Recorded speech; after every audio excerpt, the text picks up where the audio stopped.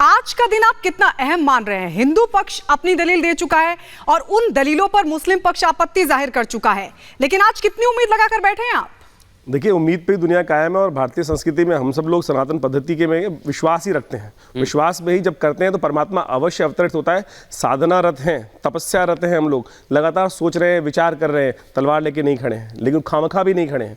ये तथ्य आपके समक्ष है, अंधा भी देख के बता सकता है। ये वो परिसर है, मैं इसकी फ़ोटो स्पेशली निकलवा के लाया हूँ। आमतौर पे वैसे हम दिखाते रहते हैं फ़ोन पे छोटा छोटा करके, लेकिन ये तथ्य मैं आपके सामने लाया हूँ। अंधा भी देख के बता सकता है कि क्या भयावह स्थिति रही होगी उस समय जब इन लोगों ने, जो आपके सामने दिखाई दे रही है स्क्रीन पर, जो अभी दिखाई दी 1 सेकंड पहले आपके स्क्रीन पर, ये वो स्थिति है वास्तविक तौर पर। अंधा भी बता सकता है। लेकिन आज कुछ लोग दिल्ली में बैठकर, हैदराबाद में बैठकर, अपने अपने, जिन्होंने कभी गए ही नहीं उस क्षेत्र को देखने के लिए, बुद्धि है ही नहीं, और लगातार केवल अपने वोट बैंक को, सीधे साधे लोगों को बेवकूफ़ बनाने के लिए जो स्थिति बना रहे हैं, ये स्थिति है, इतिहास है। वास्तविक तौर पर इस देश में जो घटनाएं घटी हैं, आक्रांताओं ने भयावह स्थिति बनाकर, जिस प्रकार से तलवार के बल पर हम सीधे साधे लोगों के धर्म को जिस प्रकार से अपमानित करने का प्रयास किया है, हमारे पूर्वजों को अपमानित करने का प्रयास किया है। मिश्रा जी, ये बात समझने की है वास्तविक तौर। बिल्कुल, और मैं इसी पर एक कमेंट लेना चाहूंगा राज मिश्रा जी आपका, क्योंकि बहुत महत्वपूर्ण दिन है, लेकिन अभी तक फैसले में जितनी भी त्रुटियां रही हैं, जैसा विक्रमादित्य ने जिक्र किया,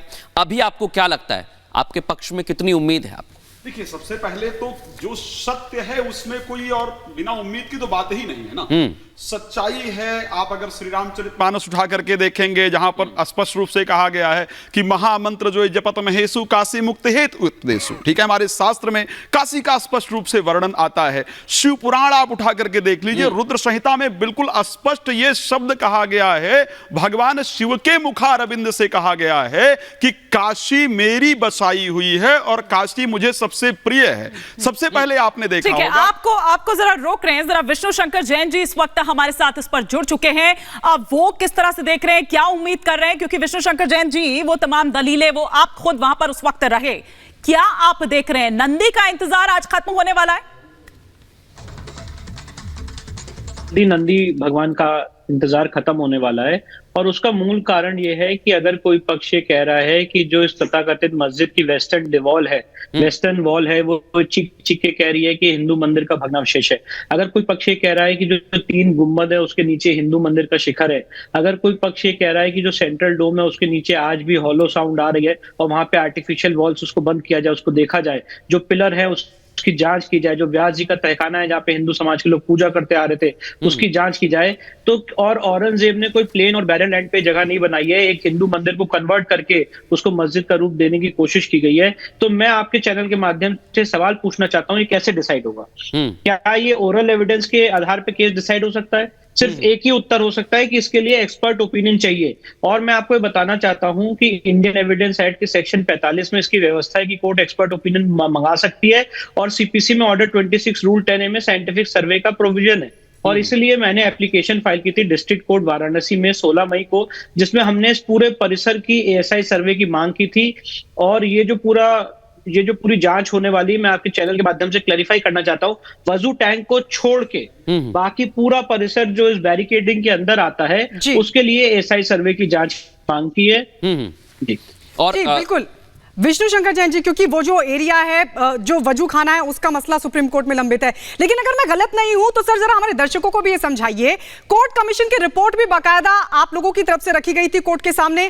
कोर्ट कमीशन की वही रिपोर्ट है ना जो जिला अदालत की तरफ से आदेश के बाद वहां की वीडियोग्राफी हुई थी, और कई ऐसे तथ्य, कई ऐसे सबूत पाए गए थे जो ये तस्दीक करते हैं, ये साबित करते हैं कि वहां पर मंदिर था। जी बिल्कुल, आप एकदम सही कह रही हैं, और ये उससे एक कदम आगे की कवायद है। आपको याद होगा कि 6 और 7 मई और 14, 15 और 16 मई 2022 को यहाँ पे एडवोकेट कमीशन की कार्रवाई हुई थी। जो एडवोकेट कमीशन ने तथ्य दिए हैं, अब ये उसकी फर्दर डेलिब्रेशन और उसकी फर्दर जांच की प्रक्रिया है जो ASI करेगा, क्योंकि एडवोकेट कमीशन का जो स्कोप था वो बहुत लिमिटेड था कि आप वहां पे जाके जो मौके की वस्तु स्थिति है, बिना स्ट्रक्चर को छेड़े हुए, बिना कोई आर्टिफिशियल वॉल के अंदर घुसे हुए, आप एज इट इज हमें बताइए।